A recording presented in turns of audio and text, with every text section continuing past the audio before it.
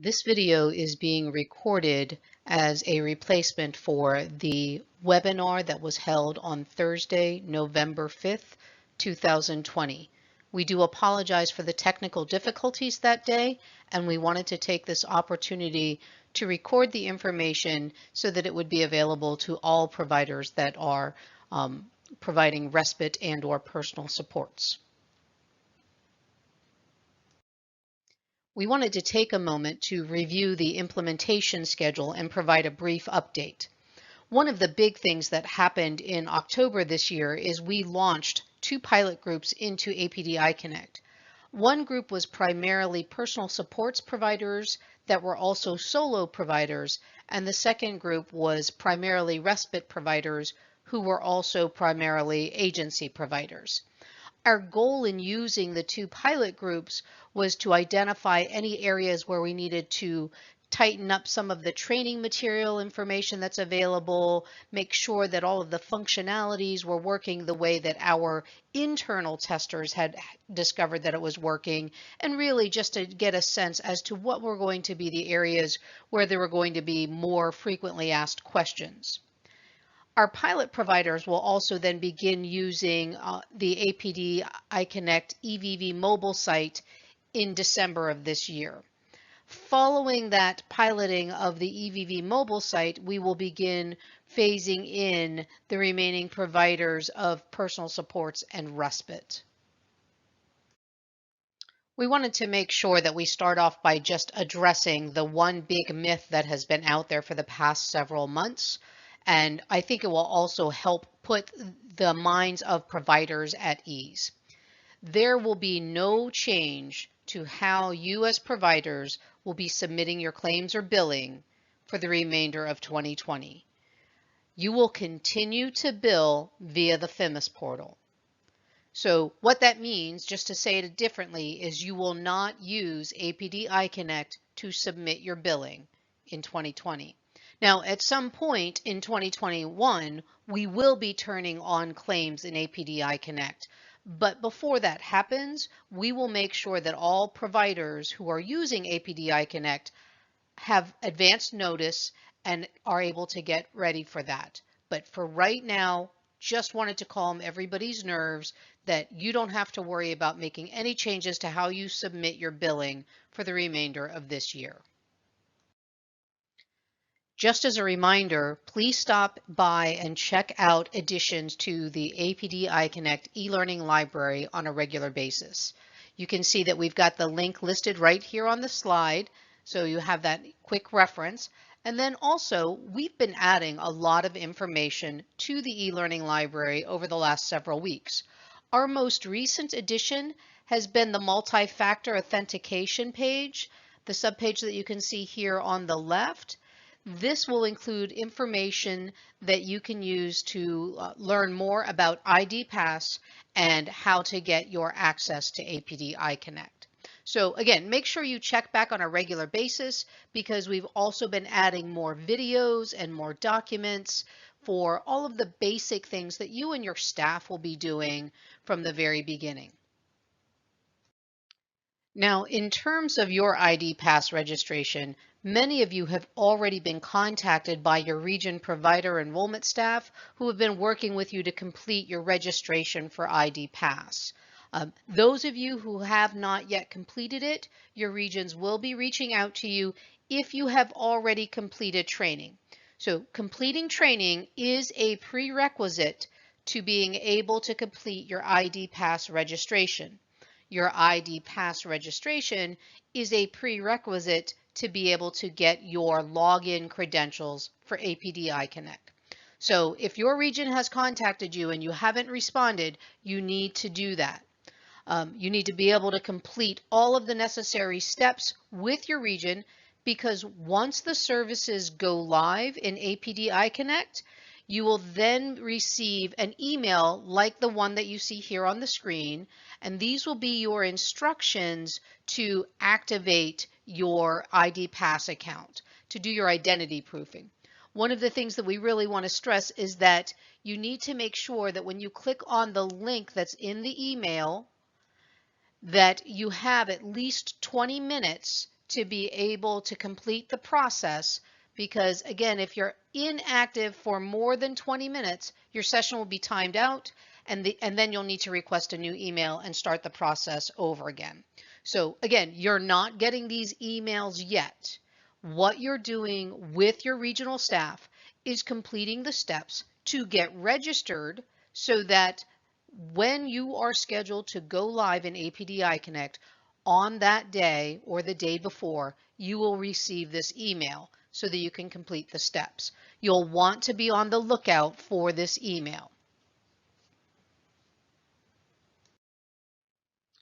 For our agency providers, once you get registered with ID Pass and you complete that first login through ID Pass, you will then be able to go ahead and begin requesting access for your employees. So again, this only applies to the agencies. Solo providers don't need to do this. When you're requesting access for your EVV workers, or your personal supports and respite workers, to say it differently, one of the things that you're going to want to do is use your ID Pass account to do that. You're going to request the service provider worker role for those employees, and you want to make sure that you request access to both the iConnect main application and the EVV mobile site. It's really important that you stress to all of your employees that they cannot share their login credentials with anyone else. Remember, APD iConnect is a statewide data management system, and that you as agency owners are bound by the HIPAA regulations and the Code of Federal Regulations regarding confidentiality. So you don't need to give this access to every employee, only the employees who need access to do their job. So for right now, we're looking at personal supports and respite being the services that will go live. Those are the only employees that you need to give access to. And once you request access for one of your employees through your ID Pass account, that employee will receive the exact same email that you received. So we added the screenshot in again because you're going to want to show this email example to your employees so that they can be on the lookout for it. They're going to click on the link just like you do, and they're going to have 20 minutes to not get timed out to complete the process just like you do. So again, if you need more information about the ID Pass system and multi-factor authentication, remember there is a subpage now in our APD iConnect e-learning library that is specific to multi-factor authentication and the ID Pass system. So let's take a few minutes and talk about what you as providers need to have on hand in terms of equipment. And again, this is whether you're an agency or a solo provider. For access to the main APD iConnect application, you're going to need a device. And when I say device, that can be a desktop, that can be a laptop, that can be a tablet. You could potentially manage it on your cell phone, but that's really small to look at. So we would recommend something that's got a monitor, or at least the size of a screen of a laptop or a tablet. And that device has to have internet access and a browser. In terms of accessing the APD iConnect EVV mobile site, you're going to need a mobile device. So in that case, not a desktop. And that mobile device needs to have internet access and a browser, as well as having the GPS location tracking enabled. Because remember, the primary purpose of electronic visit verification is to ensure that the services are being delivered where they're supposed to be delivered when it's a service that's provided in the consumer's home. So again, for that, you're going to want a mobile device. Now, I know some providers have homes where individuals live in supported living, and they may also receive personal supports, and the services always begin and end in that home where the individuals live. So one of the questions that we receive on a regular basis is, can we have just one device in that home and all of the staff will, and this is the language that we're hearing, clock in, clock out. You'll hear me say more often, start or end an EVV delivery. Same thing, clock in, clock out, start or end an EVV service delivery. Um, if everything is happening in one location and you're not anticipating that there'll be any change of location, absolutely it's okay to have one device that's dedicated to that location. But for our staff that are going to go from Johnny's house to Susie's house to Karen's house to Joe's house, then they're going to need something that's more mobile. When we say mobile device, again, that could be a laptop, a tablet, your cell phone. And it just has to have internet access or a data plan and a browser. It is not appropriate for providers to use consumer equipment or Wi-Fi access. I'm going to say that again. This is really important. It is not appropriate for providers to use equipment or Wi-Fi access that belongs to the consumers. Providers need to have this equipment, and you need to be ready, which is one of the reasons we wanted to originally have the webinar, was to refresh your memory that you need to have this equipment up and running and ready to go when APD iConnect goes live for you. One of the really important things to remember is that with the new handbook that was recently promulgated, once a service goes live in APD iConnect, providers are required, per the handbook, to place all of their documentation for that service in APD iConnect before they bill. So that's a big change. And so what that means is that if you are a respite provider or a personal supports provider, once you're activated for APD iConnect, once it rolls out to you as a provider, from that day forward, every single service log for respite or personal supports has to be entered into APD iConnect. Once EVV goes live, every single service log has to be entered through the APD iConnect EVV mobile site. So in order for you to be able to be in compliance with the handbook, you have to make sure that you have the equipment ready and that your employees know how to use it and access either the main APD iConnect application or the APD iConnect EVV mobile site. We do get lots of questions about, well, how do I know if the equipment that I have is going to work with APD iConnect? If you go to the APD iConnect e-learning library, to the main page, you will be able to see that we actually have a link where you can open and download the minimum system requirements document that you can then take to whoever manages your IT for your agency. For some of you, you have a contract with somebody who is your IT person. They manage these things for you. For others, it might be a friend that is just a little bit more computer savvy than you, that you can show them the document and they can say, oh yeah, I can set that up for you. That's really easy. We just need to turn this on, turn that off, those kinds of things. The really big thing that, because it's a long document, but the one thing to keep in mind that in the main APD iConnect application, you do want to make sure that you enable pop-up windows. That is really important because most links within APD iConnect open a new window. And if you don't enable your pop-ups, you can click all day and nothing will happen. So again, as agency owners, for the equipment that your employees are going to use, you want to make sure that all of the equipment meets the minimum system requirements and that your employees know how to use that. So if you've got one machine, make sure the pop-ups are enabled on the one machine. If you've got 6 machines, make sure the pop-ups are enabled on all 6 machines, those kinds of things. Now, again, I just mentioned that one thing because I know that that's a really important thing, but you really do want to download this document so that you can see all of the minimum system requirements. Also, let's take a moment and talk a little bit about browsers. One of the things that you'll see in this document is that as of the date that this document was generated, and I want to say it was August or September of this year, the only browser that is certified compatible is Internet Explorer.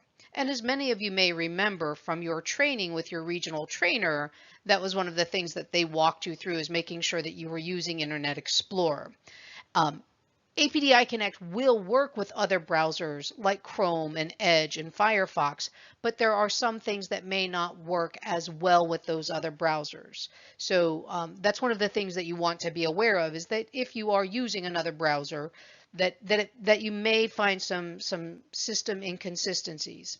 I can tell you that one of the things that WellSky is working on is making sure that APD iConnect is compatible with other browsers. So that's coming. Some of those little glitches that you might see in Edge or in Chrome, those are going to go away in the future. Again, you can use them now, but there might be some features and functionalities that don't work exactly as designed. So it is our recommendation that you use Internet Explorer until the other browsers are certified. In terms of the EVV mobile site and your mobile devices, the mobile site itself is not compatible with Internet Explorer. So there's a little bit of confusion there. We're saying that for the main application site, you need to be sure that you're using Internet Explorer, and yet for the APD iConnect EVV mobile site, we're saying don't use the Internet Explorer. The EVV mobile site has been tested and works well with Firefox, with Chrome, with Safari, and I'm not sure that we've tested it with Edge yet, but I do know with the others that it does work with those. So again, keep that in mind when you're looking at your mobile devices. You want to make sure that you're using one of the other browsers. For our Apple users, again, the system itself is certified compatible with Windows operating system, not so much the Apple operating systems. But again, if you're using something like the Chrome browser in your Apple system, you should be fine with that. So for our agency providers, in addition to making sure your employees know how to use the equipment, you will also want to make sure they know how to complete the steps that they need to complete in either the APD iConnect main application or the APD iConnect EVV mobile site. We have been building training material in our APD iConnect provider library that contains a variety of ways to train the same information. We have videos, we have documents, we do have one self-paced webinar that will walk your employees through step by step how to deliver an EVV service and access the EVV mobile site. In addition to that self-paced webinar, we have a document that then can be used by your employees to follow the steps and log into our training EVV mobile site and actually deliver an EVV service. So there's practical application as well as having documents, downloading them so that they have their own little training manual, or you as providers might decide that you want to have a group training with your employees, however you choose to do it, whether, because of COVID and social distancing, maybe you're scheduling a Zoom meeting or a Skype call or a Teams meeting, and you're pulling everyone together at the same time, or maybe a couple of groups at different times because people are out providing services, but you're having them watch the videos together, you're going through the steps together, and then they're also having an opportunity to do the practicing with the EVV service delivery afterwards. Or you could simply choose to give them the link for the provider library, and you could tell them what videos or documents they need to review and let them train themselves independently. Whatever works best for you and your agency and your employees, that has been left up to you, but we have put the material there in the library. And as you'll see, when you access the provider library, there are a lot of documents, there are a lot of videos. So when you're training your direct service staff, your individual respite or personal supports workers, there's only a few modules that you really need to focus on. One is adding a service log. That's how to add a service log in a consumer's record within APD iConnect. The other one is the self-paced webinar that I referenced a moment ago that will walk them through how to access the EVV mobile site and deliver an EVV service. And then afterwards, again, they're able to use the document and follow those instructions to be able to actually access our training EVV mobile site and create a delivery of an EVV service in that training EVV mobile site. Now, some of you may have someone in the office who you're going to designate to coordinate all of the EVV related activities. For those staff, in addition to the other modules, you'll also want to focus on these additional modules for assigning an EVV worker and then reviewing EVV activities and justifying violations afterwards. So those are two videos that are also in the e-learning module section in the provider library that for the person who's going to have your provider EVV manager role, you're going to want them to watch those videos. Now, for our solo providers, you're going to want to focus on all of the modules that I referenced, both on this slide and the previous slide, because you're going to be doing all of those things. For all of the providers who have already been through training, you know what the benefit is of that hands-on practice. So if you would like to have your training account reactivated so that you can share that with your employees so that they can practice as well, or maybe you yourself need a refresher, you can go ahead and send an email to the iConnect at apdcares.org email address, and we will coordinate with your regional trainer to get the accounts reactivated for you and send you back the login credentials. That in this one instance, you can go ahead and use that one login and share it with your employees. Remember, in the actual live APD iConnect site, you're never going to share your login credentials. But for the training site, you can go ahead and do that. So we wanted to make sure that you have the ability to give your employees or yourself access to your training account so that you can practice before you start using the live APD iConnect site. We never, ever practice in the live APD iConnect site. That is live consumer data. That is their official client central record. So we never practice in the live site. We only practice in either the training site or the training EVV mobile site. Now, you've heard me reference the APD iConnect e-learning library, the provider library, several times through today's presentation. I do want to take a few minutes and just remind you that we have a frequently asked questions section, an FAQ section.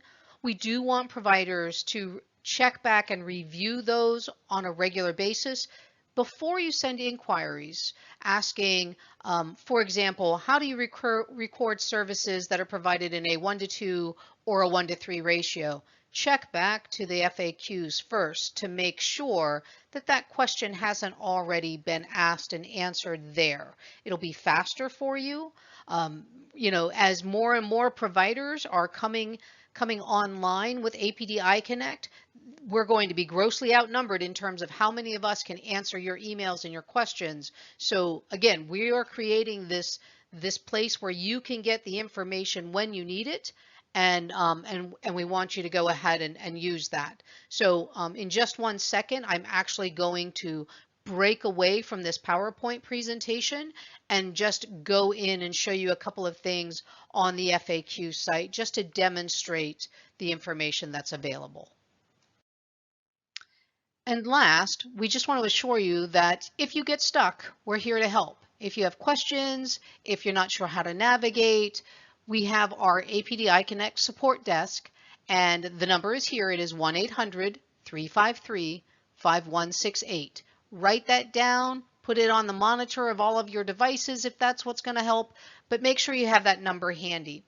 That will go to our call center where they will take your information, and they may be able to, depending upon what you're asking, they may be able to answer your question right there on the spot.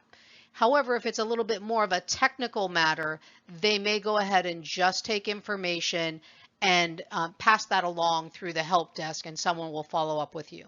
We do ask for your patience in that because, again, There are a lot of you as providers. We are doing everything that we can to make sure that we have the resources available to be able to facilitate and assist you guys as you start using APD iConnect. But remember, using the provider library, using the FAQs, those kinds of things may get you the answers that you need so that you don't have to call this number. But if you do, we're here and we're more than happy to help. And with that, I'm going to go ahead and break away. We're going to take a few minutes and just take a look at our APD iConnect library and show you some of the FAQs.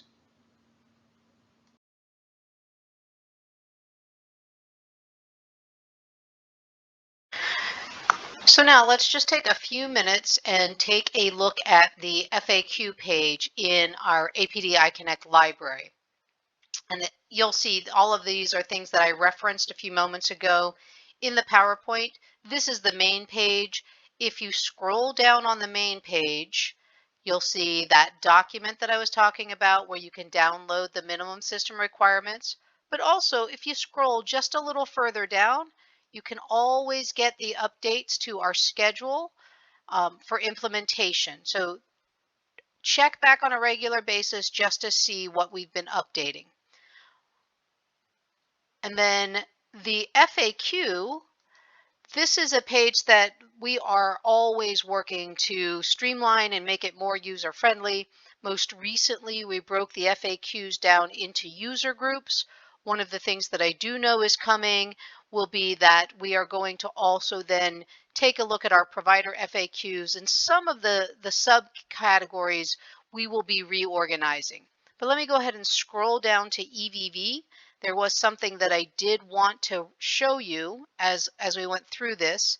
So the EVV section, you see there's a lot of questions here. As we get questions, we add them here, which is why I was saying that you do want to come and check here before either sending an email or calling the iConnect support desk. Some of your questions may have already been asked and have been answered here. So things to keep in mind is, what do I do if the caregiver doesn't have a smartphone to add the to access the EVV mobile site, or will they be tracked the entire time on EVV using the GPS? So these kinds of things, and if you click on it, the answer's there. So here's the question. With the new EVV mobile site, will providers be tracked by GPS the entire time they are providing a service? And the answer to that is no. The only times that are going to be tracked is when the service is begun and ended. So this is a question that we actually get at least twice a week, which is why I want to just stress to go ahead and come back, come here and check for your answers before you send the email or ask the question.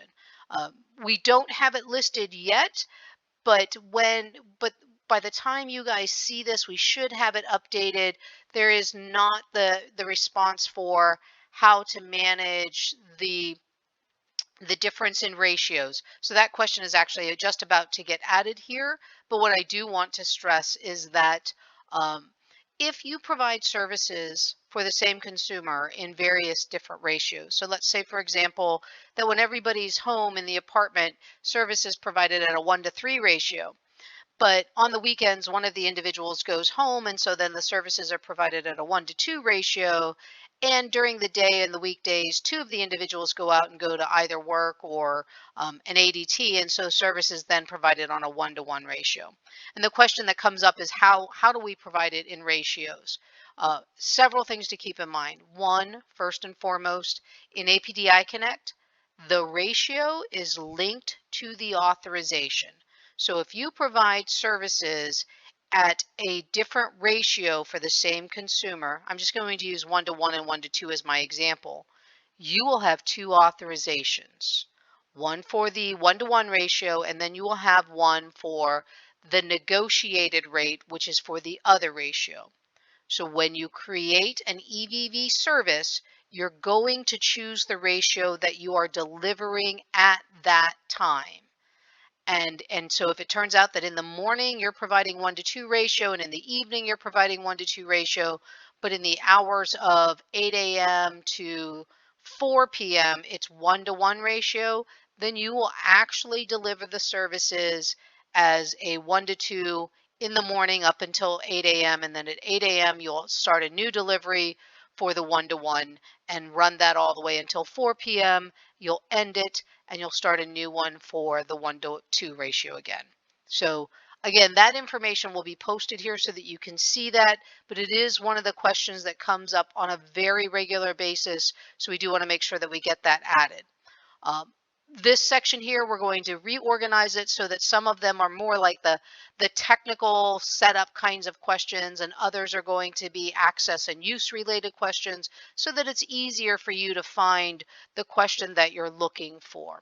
So I just wanted to stress that. And then real quick, before I end the video today, I do want to go back to our provider library and just again show you that information that was in the slide. Everything on this page is a hyperlink. We've got our full provider training manual that we've used. We actually refer to it as the mini manual because it only includes the functionalities that are going live now and in the very near future. But in addition to that, we have added these e-learning videos that I was referencing, a couple of quick self-help things too, just in general, how to do searches and use filters in APD iConnect. But these other ones are the ones that I was talking about before, and then documents that go along with that. We also have, if you scroll further down, we did host a provider's tips and tricks webinar for our pilot providers because we were getting some very similar questions from the pilot providers and we wanted to share the responses with everybody.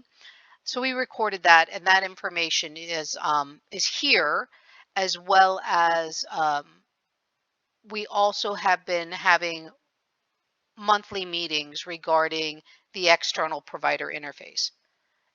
This is a question that we also receive.